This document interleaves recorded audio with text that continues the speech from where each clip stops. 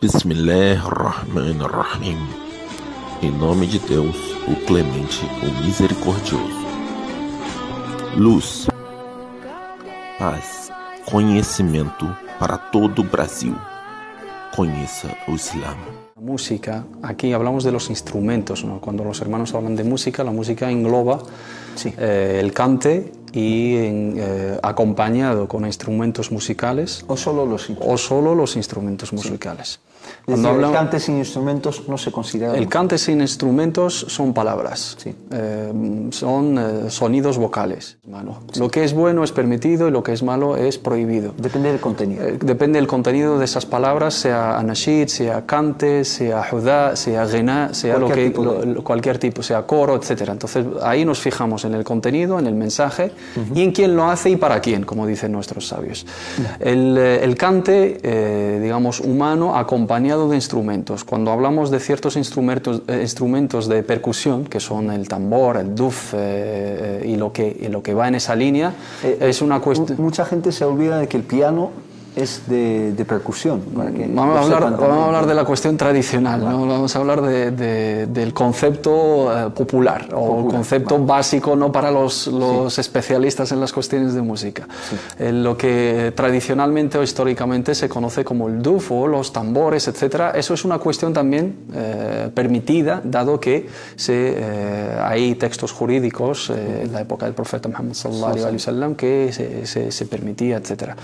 Aunque hay ciertos sabios que también los incluyen en el tema de los instrumentos. El tema de los instrumentos, al-ma'azif. Primero, ¿cuáles son? Ahí está la cuestión. ¿Cuáles son los instrumentos que entran en musamma al-ma'azif? En esa denominación. En esa denominación. Los instrumentos de cuerda, los instrumentos de aire, los instrumentos digitales hoy en día, porque hoy en día a través de un teclado de ordenador tú puedes componer una música y puedes tener todos los sonidos. Entonces, un sintetizador. Etcétera. Entonces, todo lo que no es duf o todo lo que no es percusión entraría en esa denominación del ma'azif o los instrumentos. ¿Por qué se dice que es haram? Porque hay un hadith del profeta Muhammad sallallahu alaihi wasallam mencionado, no digo narrado, mencionado en Sahih al-Bukhari como mu'allaq, pero su cadena de transmisión fuera de Sahih al-Bukhari es comprobada, constatada por ciertos sabios del hadith y determinan que es auténtico, que es sahih. سيكون أقوام من أمتي وسيأتي أقوام من أمتي يحلون أو يستحلون الحرة والحريرة والخمر والمعازف. Llegará una comunidad de mi umma, habrá una parte, un grupo de mi umma que harán lícito yastahilluna. Aquí yastahilluna es darle el atributo de hilliya, de licitud, a algo que no lo es. Y menciona esas cuestiones. ¿Cuál? Her, que es el hera o el her, que es el adulterio, el zina, la fornicación.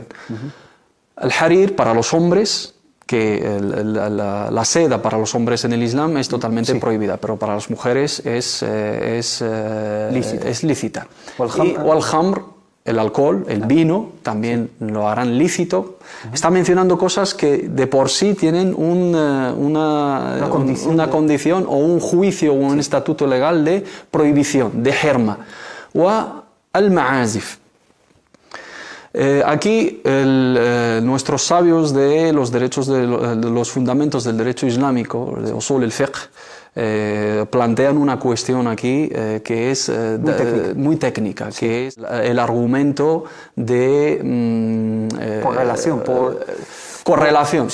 ¿Qué significa eso? Que a la hora de mencionar diferentes cosas, aunque no, si están mencionadas en el mismo contexto, ¿tienen el mismo juicio?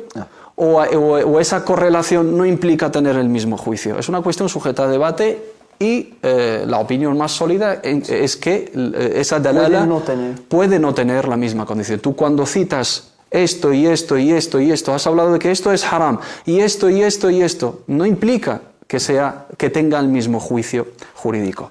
Efectivamente, muchos sabios de las diferentes escuelas jurídicas determinan a través de este hadith y otros hadithes que el ma'azif, los instrumentos musicales, desde la perspectiva islámica no son lícitos. Y otros sabios, grandes sabios, por ejemplo, el Imam Ibn Hazm, el gran erudito andalusí, Ibn Arabi y muchísimos más sabios de la época de los grandes imames, Ibn al-Arabi, sí, el Maliki, sí, y Ibn Hazm al-Zahiri dicen que ese hadith es munqati', aunque les han refutado, contestado, etc. Los argumentos que son explícitos en la cuestión de tahrim al-ma'azif no son... Carecen de autenticidad. Carecen de autenticidad y los auténticos carecen, digamos, de ese juicio explícito. Es una cuestión sujeta a debate. Es una cuestión de divergencia de opinión, la cuestión de al-ma'azif. Y dicen nuestros sabios, idda'a'ul ijma'.